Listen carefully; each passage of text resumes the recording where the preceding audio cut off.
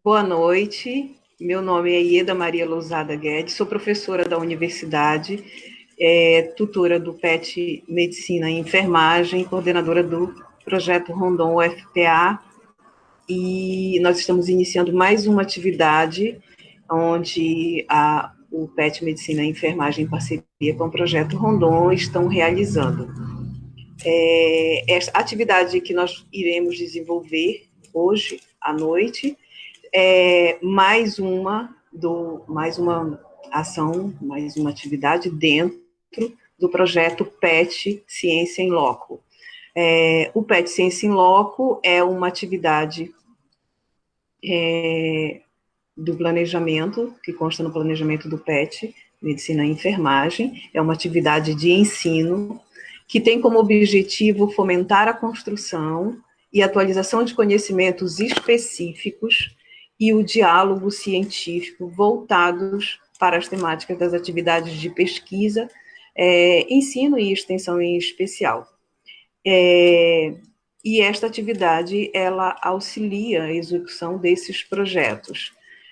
E constitui-se, portanto, em um espaço permanente de diálogo, análise, discussão de assuntos e metodologias, bem como o aperfeiçoamento da língua inglesa. Então, o PET Ciência em Loco é um projeto onde, em cada atividade, são realizadas discussões de 3 artigos científicos correlacionados com os projetos dos petianos e petianas, e ele tem uma organização, e nesta atividade em especial nós temos a organização da Carmen Irani Oliveira, né, que é bolsista petiana, bolsista do PET e discente do curso de enfermagem da Universidade Federal do Pará.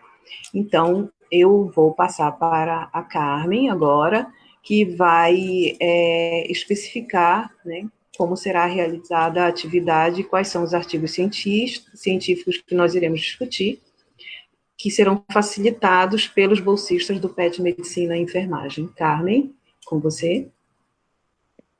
Boa noite. Como professora sou a Carmen Irani dos Santos Oliveira.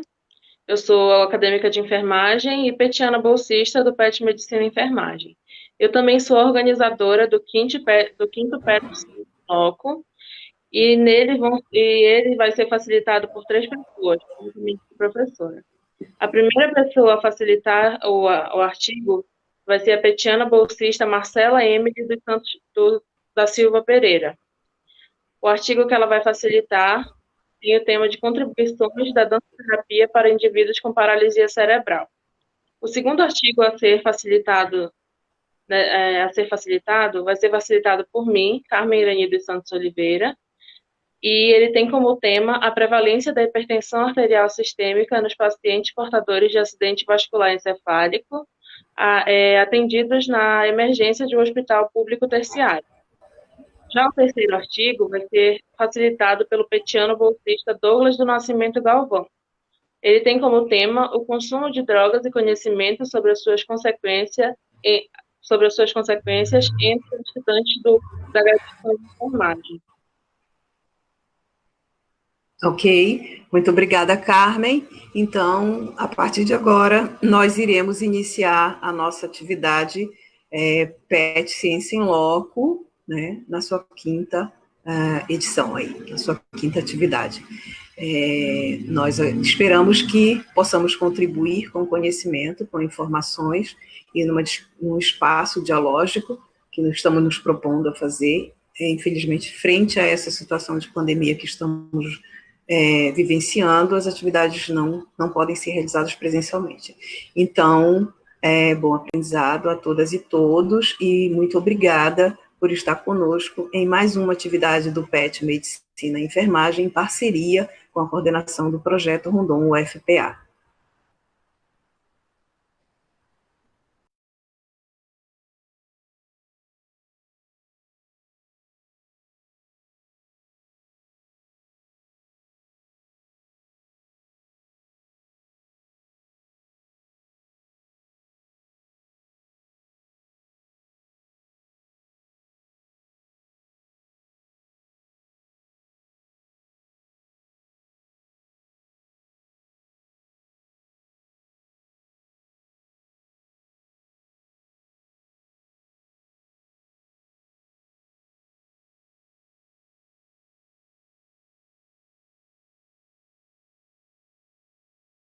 Bom, pessoal, eu me chamo Marcela Pereira, sou acadêmica de enfermagem e atualmente bolsista do Programa de Educação Tutorial PET Medicina e Enfermagem. Dando continuidade a mais um PET Ciência em Loco, hoje sobre a organização da Carmen Oliveira e tutoria da professora doutora Ieda Maria Lousada Guerra. O artigo sobre o qual eu vou explanar, ele traz como título As contribuições da dança-terapia para indivíduos com paralisia cerebral. Tem como autores Gabriela Donini, César Bueno e Karen Bernardi. Foi publicado no ano de 2019 na revista Ramos e Raiz. Contextualizando um pouquinho, a deficiência ela tem sido vista atualmente pelos estudiosos não como algo inerente ao indivíduo, mas sim como uma barreira imposta pela sociedade. A sociedade, por sua vez, tem deixado de ver a deficiência através dos olhos do modelo médico e tem adotado o modelo social. No modelo médico, a pessoa é deficiente pela sua condição mental e física específica, que deve ser tratada para ser corrigida e normalizada. Já o modelo social, ele diz que o que limita a pessoa tornando-a deficiente são as barreiras sociais, ambientais, comportamentais e culturais. E qual é o papel da dança nesse contexto? A dança ela é uma ferramenta que fomenta os direitos dessas pessoas na tentativa de garantir o exercício dos direitos públicos dela e também de sanar qualquer tipo de empecilho imposto pela sociedade. O Grupo Mover, ele é composto, o Grupo Mover a gente vai explanar posteriormente, mas ele é um grupo de dança composto por indivíduos com e sem paralisia cerebral. O que é a paralisia cerebral, né? Contextualizando um pouquinho. Ela é uma patologia que vai ocasionar distúrbios do desenvolvimento, da motricidade e da postura. Esses déficits motores, eles acabam por influenciar no comportamento emocional e social das crianças, resultando no desenvolvimento atrasado. E esse desenvolvimento atrasado, a gente vai observar nessas crianças que vai corroborar para o isolamento social delas, e elas vão se tornar mais reclusas da sociedade. Esse é um grande problema que a gente vê atualmente. Falando mais um pouquinho da dança, a dança para crianças com paralisia cerebral, ela envolve a estimulação de habilidades de movimento, expressão artística, socialização e participação.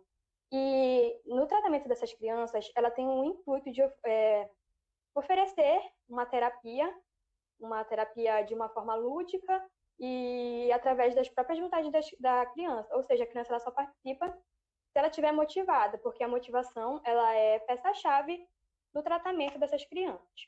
Além disso, o objetivo do tratamento reabilitador é estimular o desenvolvimento motor e cognitivo das crianças com paralisia cerebral.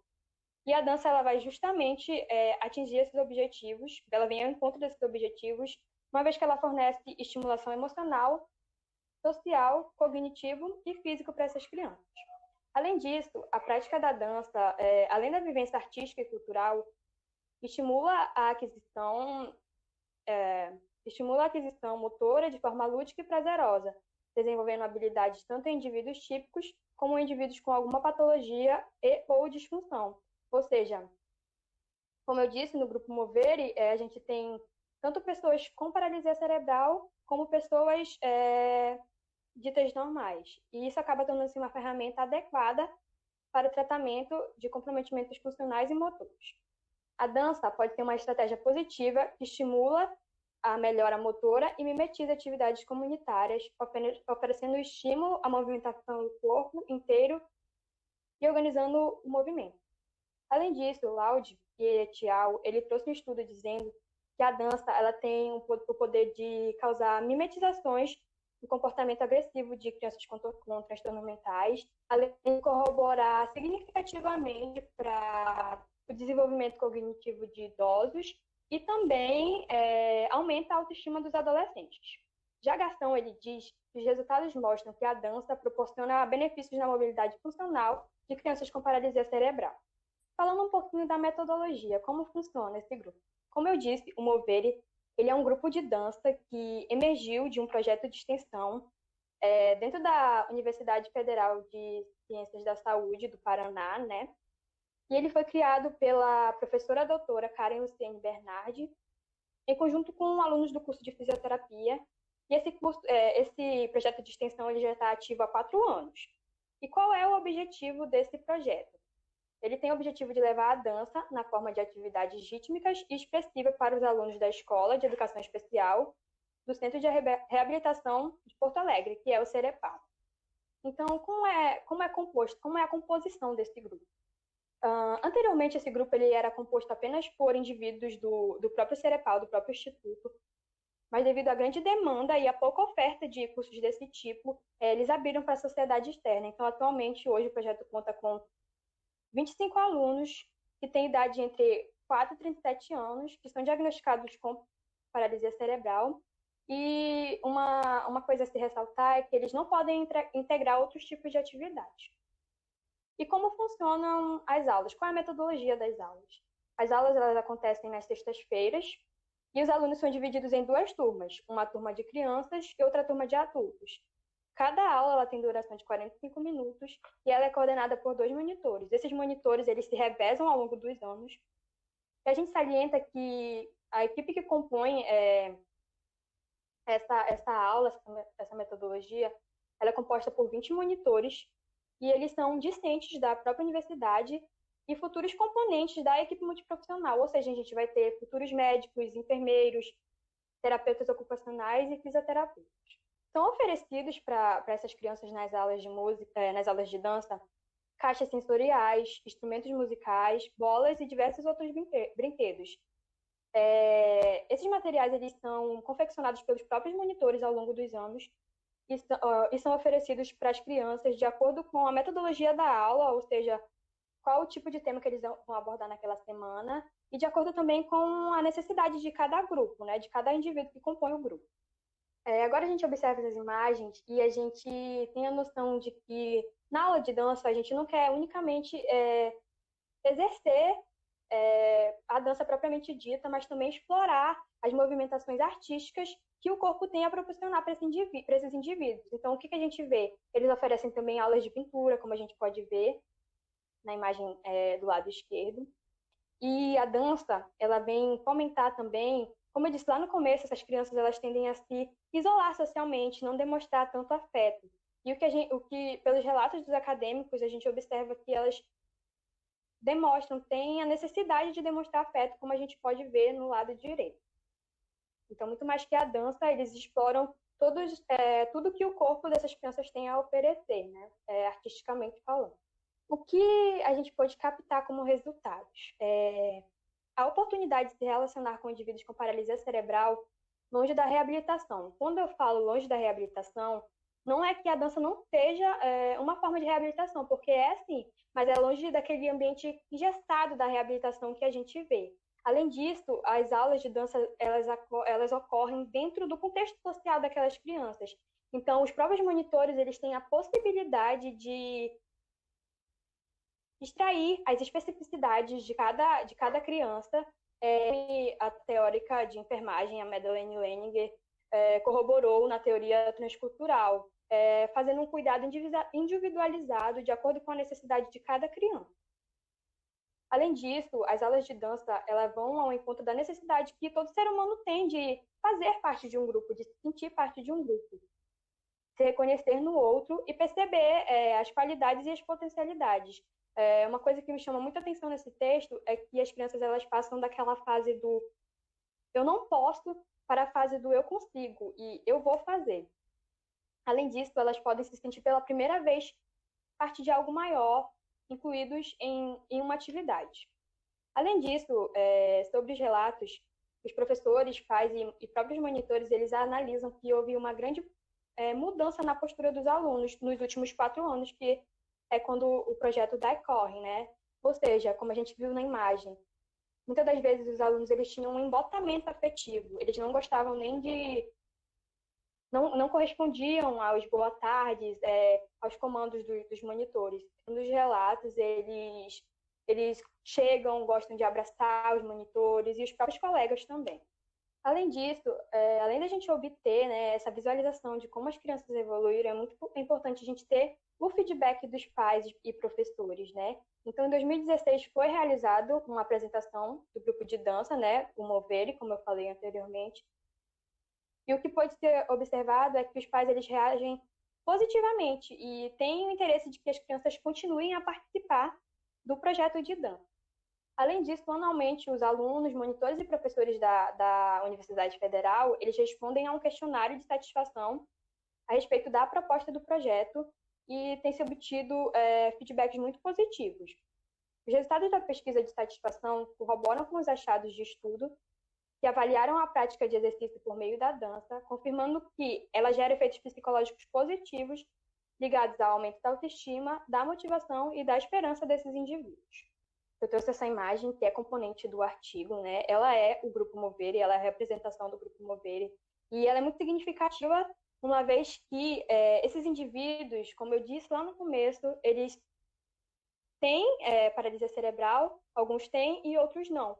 Mas lá dentro do projeto, eles são tratados de forma linear, eles são tratados como iguais. Então, através disso, eles podem se sentir inclusos num ambiente em que eles se reconhecem.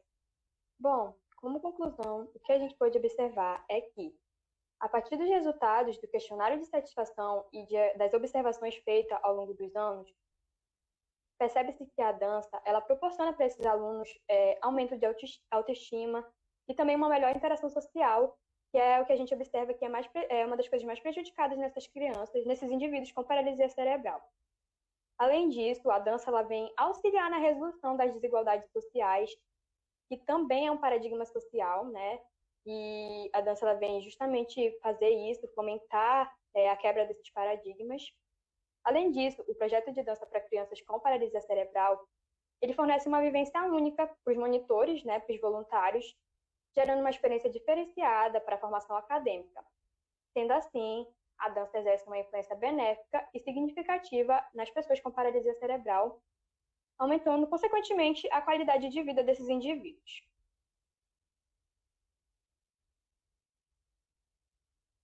Bom, e essas são as referências.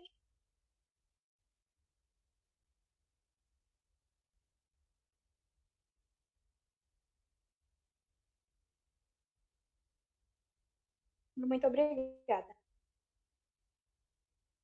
Olá, eu sou a petiana bolsista Carmen Irani dos Santos Oliveira. Eu sou acadêmica de enfermagem e também a facilitadora e organizadora desse PET Ciência em Loco. Tudo isso sob a tutoria da professora doutora Ieda Maria Lousada Guedes. Esse é um artigo original e ele foi publicado na Revista Brasileira de Clínica Médica. Ele tem como título A prevalência da hipertensão arterial sistêmica nos pacientes portadores de acidente vascular encefálico atendidos na emergência de um hospital público terciário. Seus autores são Maria Aglaí Ribeiro Barbosa, Socorro Ferreira Bona, Camila Lousada Herbert Ferraz, Niobe Maria Ribeiro Furtado Barbosa, Igor Marcelo Castro e Silva e Tânia Maria Bucão Lousada Ferraz. Para introduzir esse artigo, nós precisamos nos fazer 2 questionamentos. Primeiramente, o que é um acidente vascular encefálico? O acidente vascular encefálico acontece quando vasos que levam sangue ao cérebro entopem ou se rompem. E isso vai causar uma paralisia de uma área secundária cerebral por ter ficado sem circulação sanguínea. O AVE é uma das principais causas de morte, internação e de incapacitação, não só no Brasil, como em todo o mundo. Quais são os seus fatores de risco? Bom, os fatores de risco do AVE podem ser mutáveis ou imutáveis. Quanto aos fatores mutáveis, nós temos a dislipidemia, que é um risco por conta da obstrução dos vasos. Estudos apontam que indivíduos que têm a taxa de colesterol de 160 a 200 miligramas por decilitro têm maiores chances de desenvolver essa patologia. Traz também a diabetes mellitus, que é preocupante por conta do déficit metabólico de insulina, que causa o endurecimento das paredes dos vasos e a redução do seu lúmen. Também o tabagismo, pois ele facilita o transporte de placas de gordura para os vasos cerebrais. E também a hipertensão arterial sistêmica. Ela é o fator de risco, este é o fator de risco que mais influencia no acidente vascular encefálico. Estudos apontam que pessoas que têm hipertensão arterial têm até 4 vezes mais probabilidade de desenvolver um acidente vascular encefálico. Quanto aos fatores imutáveis, nós temos o gênero, que estudos também apontam que o sexo masculino é o mais preponderante quando se trata de AVE, e também a idade. Esse dado vem se alterando conforme o tempo, as mudanças na alimentação. Acreditava-se e via-se isso em estudos de décadas passadas, que os idosos eram o grupo mais propenso a essa patologia. Só que agora essa idade vem se diminuindo e se achega aos adultos e jovens adultos. Temos também a raça. Estudos apontam que a população preta é a que mais tem essa patologia, que mais desenvolve essa patologia. E também histórico de doença cardiovascular, que pode causar algum dos fatores mutáveis que eu apresentei anteriormente. O objetivo desse estudo foi determinar a prevalência de hipertensão arterial sistêmica nos portadores de acidente vascular encefálico, atendidos na emergência de um hospital público terciário de Fortaleza, bem como descrever o perfil sociodemográfico, idade, sexo e procedência desta população, identificar os fatores de risco associados ao AVE na população estudada e descrever os seus tipos. Este estudo primeiramente foi submetido ao Comitê de Ética do Hospital Geral de Fortaleza. Após a aprovação desse comitê de ética, foram analisados 280 prontuários. Esses 280 prontuários foram coletados do mês de julho até setembro do ano de 2008. E os pacientes que se encaixaram foram pacientes que tinham diagnóstico tomográfico ou clínico de qualquer um dos dois tipos de acidente vascular encefálico. O instrumento de pesquisa utilizado foi um questionário estruturado com dados sobre o perfil sociodemográfico, presença de hipertensão, entre outros fatores de risco. Esses dados foram analisados estatisticamente pelo programa Social Package Statistical Program e foram descritos em tabelas com média, desvio padrão e também por frequência. Já nos resultados, a tabela 1 mostra a distribuição por sexo dos pacientes com AVE. Tem-se uma amostra total de 280 pacientes, destes 136 são do sexo feminino, enquanto 144 são do sexo masculino. A tabela 2 apresenta a distribuição do perfil epidemiológico e fatores de risco por tipo de AVE. Tem-se as variáveis idade, sexo, procedência e algumas patologias, diabetes e hipertensão arterial sistêmica. Na variável idade, foi feita a média dos pacientes que apresentaram AVEs do tipo isquêmico e hemorrágico. A média obtida dos pacientes que tiveram AVEs do tipo isquêmico foi 71,35 anos, enquanto a de pacientes que tiveram AVEs do tipo hemorrágico foi de 64,63 anos.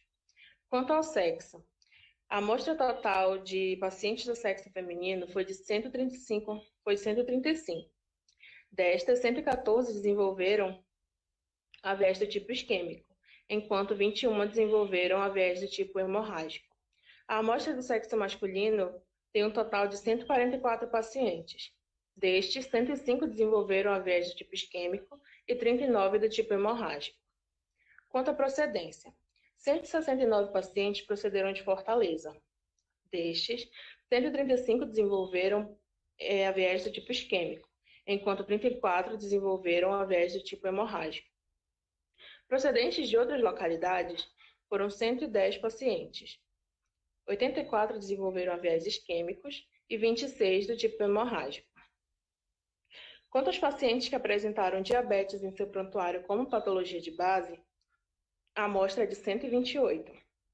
Destes 128, 107 desenvolveram AVEs do tipo isquêmico e 21 desenvolveram AVEs do tipo hemorrágico. Dos pacientes que não apresentaram a diabetes como patologia de base, a amostra é de 140. 105 desses desenvolveram AVEs do tipo isquêmico e 35 do tipo hemorrágico. Quanto à hipertensão arterial sistêmica, 260 pacientes apresentaram essa patologia como sendo de base em seus prontuários. Destes, 205 desenvolveram AVEs do tipo isquêmico e 55 do tipo hemorrágico. Apenas 8 pacientes não apresentaram em seu prontuário a hipertensão arterial como sendo uma patologia de base. Destes, 7 desenvolveram AVEs do tipo isquêmico e 1 do tipo hemorrágico, o que corrobora com dados de que os AVEs de tipos químicos são mais frequentes. A tabela 3 apresenta a distribuição por procedência dos pacientes com AVE na emergência do Hospital Geral de Fortaleza.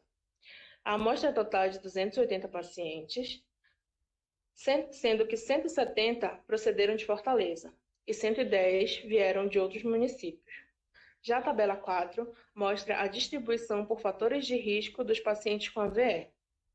97% dos pacientes apresentaram hipertensão arterial sistêmica como um fator de risco. Já 47,6% apresentaram a diabetes mellitus como um fator de risco. 11,2% apresentaram tabagismo e 3,7% apresentaram hipercolesterolemia. A prevenção da hipertensão arterial sistêmica no presente estudo foi de 97%, o que corroborou com grandes estudos epidemiológicos. Já em relação ao sexo, houve uma discreta preponderância do sexo masculino, 51,4%, como demonstrado por Araújo e por Mazzola. Quanto à idade, que variou entre 30 e 98 anos, os resultados são semelhantes ao estudo de Dias.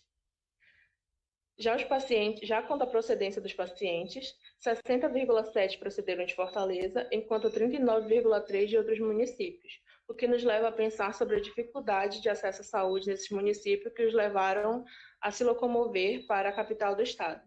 Outro fator de risco com prevalência significativa foi o diabetes mellitus, que apresentou 47,6% de preponderância.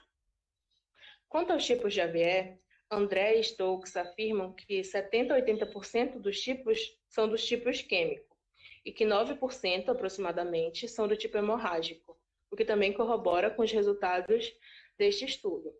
O presente estudo demonstrou que 78,5% dos AVEs eram isquêmicos e 21,5% eram hemorrágicos. O resultado é semelhante ao estudo realizado por Araújo, onde eles encontraram que 92% dos casos de AVE tinham diagnóstico de isquêmico e 8% de hemorrágico. Em relação ao AVE, quer seja ele hemorrágico ou isquêmico, a hipertensão arterial é sem dúvida o principal fator de risco modificável. E com isso, levantam-se questões de que tem-se que fortalecer as estratégias de prevenção e as estratégias de cuidado nos níveis primários de saúde.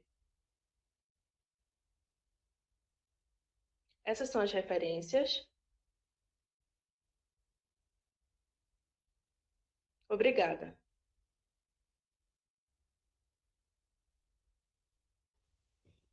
Olá a todos e todas, me chamo Douglas Nascimento Galvão, sou acadêmico de enfermagem petiano bolsista do PET Medicina e Enfermagem, que tem como tutor a professora doutora Ieda Maria Luzarda Guedes, e tem como organizadora desse PET Ciência em Loco a petiana bolsista Carmen Santos Oliveira.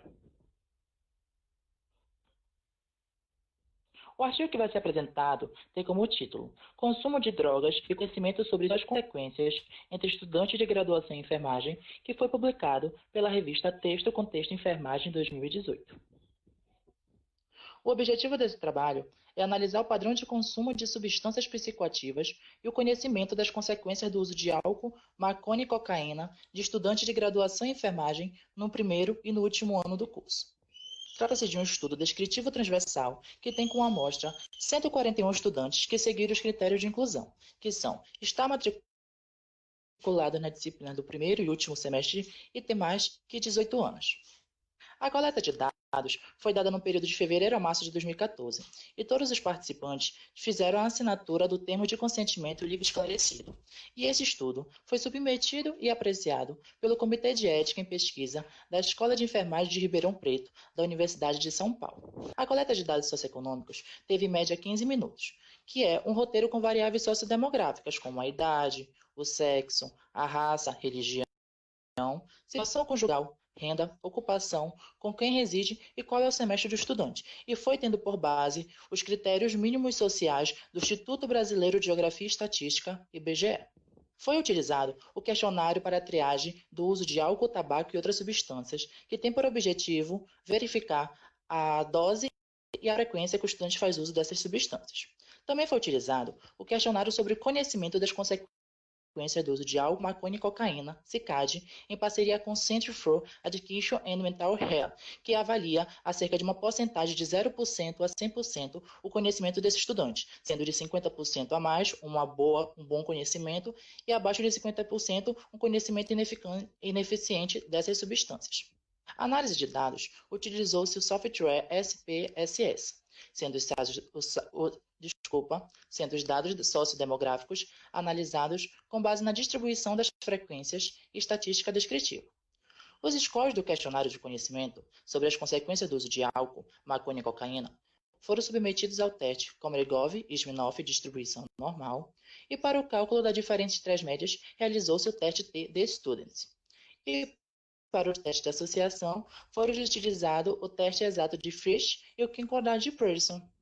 O questionário sobre o conhecimento das drogas evidenciou-se com 13 consequências em cada categoria, sendo essas categorias sociais, psicológicas e biológicas, totalizando 9 itens para cada droga. Também foi incluso os 5 distratores, totalizando 14 itens analisados por cada droga. Estes distratores foi evidenciado para verificar se teria respostas padrões ou aleatórias, totalizando 42 itens para avaliação do questionário. A idade mínima foi de 18 anos e a máxima de 36 anos.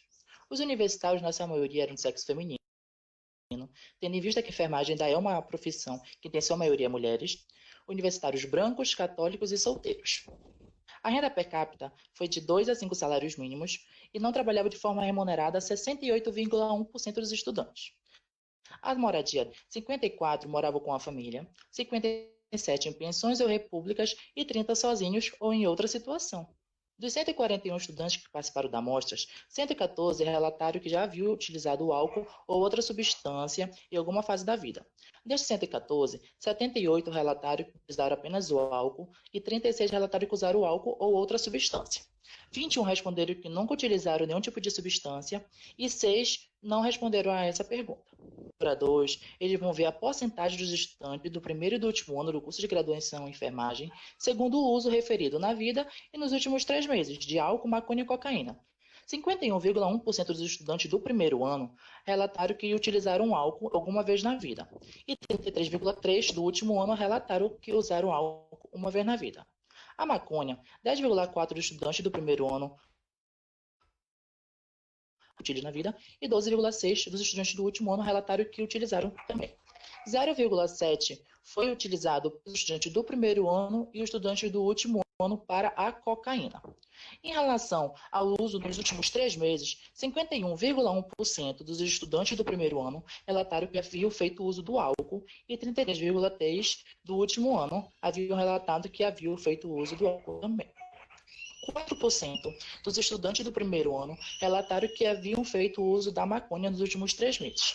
E 2,2% dos estudantes do último ano haviam feito uso da maconha nos últimos 3 meses. 0,7% dos estudantes do primeiro ano relataram que haviam feito uso da cocaína nos últimos 3 meses. E nenhum estudante do último ano relatou que havia feito uso dessa substância nos últimos 3 meses. 3% do primeiro ano e do último ano não respondeu a essa pergunta. Tabela 1. Distribuição da média dos scores em estudantes do primeiro e último ano do curso de enfermagem, segundo o conhecimento sobre as consequências do uso de álcool, maconha e cocaína. Nessa tabela, foi evidenciado que os estudantes do último ano tiveram uma média maior, sendo possível ver no álcool, os estudantes do primeiro ano tiveram como média 13,5 e os estudantes do último ano tiveram como média 14. Para a maconha, os estudantes do primeiro ano tiveram como média 13,1 e os estudantes do último ano tiveram como média 13,4. E para a cocaína, os estudantes do primeiro ano tiveram como média 12,9 e os estudantes do último ano tiveram como média 13,6. A distribuição da média de idade dos estudantes segundo o conhecimento sobre as consequências do uso de álcool, maconha e cocaína. Foi feito nesse levantamento acerca uma padronização das pessoas que tiveram notas acima da média e abaixo da média. E foi feita uma média de todas as idades. E foi constatado que todas as pessoas que haviam tido notas acima da média, independente da substância que estava sendo estudada, tiveram a sua idade superior daquelas que tiveram abaixo da média. Isso constata que essas pessoas, elas que estão com uma idade superior às outras, ou elas já estão no nível avançado da faculdade, ou elas já tiveram contato com outras pessoas que passaram por essa situação e sabem as consequências que essas substâncias podem trazer. Tabela 3. Distribuição dos alunos de acordo com o consumo na vida e nos últimos 3 meses de álcool, maconha e cocaína, segundo o conhecimento sobre as consequências do uso das substâncias.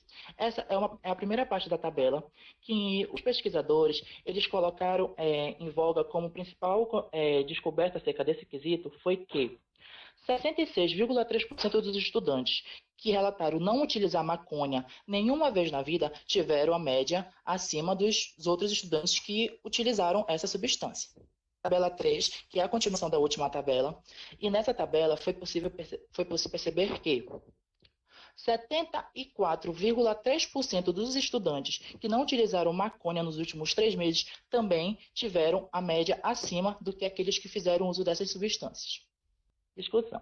Brasil 2010 diz que o consumo em relação à dosagem frequente é preocupante, tendo em vista que os estudantes que fazem um consumo e a frequência cada vez mais proeminente têm maior risco de se tornar um consumidor de risco da substância, trazendo problemas físicos, psicológicos e sociais para si. Brasil 2010 também diz que há uma maior vulnerabilidade dos acadêmicos do primeiro semestre, haja vista que esses acadêmicos estão entrando nesse mundo agora, então eles não sabem nenhuma outra válvula de escape que possa diminuir o estresse que eles vêm tendo nessa nova realidade. E também eles podem ter influência de outros acadêmicos que já fazem uso dessas substâncias como uma válvula de escape, como os estudantes dos outros semestres mais avançados que eles. Segundo o Bueno 2016, a maconha compromete mais o desenvolvimento cognitivo durante a graduação. Haja vista que, nos resultados, as pessoas que utilizaram maconha uma vez na vida ou nos últimos 3 meses, elas apresentaram os scores abaixo da média. Entretanto, é necessário avaliar se os usuários dessa substância eles não têm uma relação com ela de forma mais permissiva, já que os usuários que usam a maconha e a cocaína não tiveram os scores abaixo da média. A Aurora 2016 diz que o conhecimento dado pela academia tem sido efetivo em relação ao álcool e à cocaína, haja vista que, como nos próprios resultados disse, que as pessoas que teve um menor conhecimento acerca da maconha, mas em relação ao álcool e à cocaína, os conhecimentos dos estudantes realmente foram bastante efetivos, tendo eles os maiores médias de acerto em relação às 3 substâncias. E a Aurora 2016 também diz que é possível repensar o currículo de enfermagem, haja vista que o estresse das práticas, o horário das aulas desses estudantes tem um intervalo muito pequeno, fazendo com que o estresse realmente venha a ansiedade, inclusive outros distúrbios psicossomáticos. Além disso, é possível também fazer com que esses estudantes eles tenham contato com pessoas que estejam passando pela fase de desintoxicação dessas substâncias e que assim eles possam enxergar até que ponto as pessoas elas podem chegar utilizando essa substância de maneira excessiva. E também é possível valorizar o conhecimento em outras etapas de ensino. E como conclusão desse estudo, a hipótese de que o conhecimento das consequências do consumo de drogas interfere no uso foi confirmada apenas para a maconha. E os resultados possibilitam repensar a importância da revisão de conteúdos sobre a temática aos alunos de graduação em enfermagem.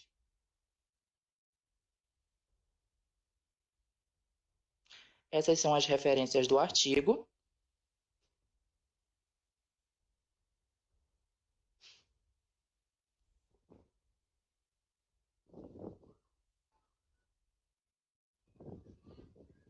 Muito obrigado.